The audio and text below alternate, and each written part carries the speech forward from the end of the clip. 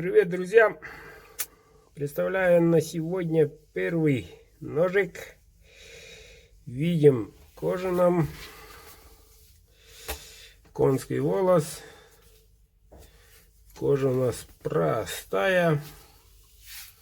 Из-за таких вот пятнышек просто на народе называется как кирзовая. В сапогах кирзовки такое бывает. Но очень хорошая, практичная. Самое главное, тут довольно упорно и входит, заходит за счет этого круглости. Очень удобно. Итак, сам ножик. Клинок 14, кованый дол, клеймо мастера, талька РВЛ, вставочка чубуком. Все четко. Прямой спуск, стамесочный.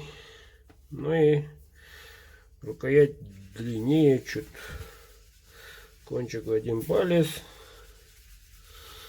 Вот такой вот ножичек идет. Мирный город есть такой у нас в республике. Александру.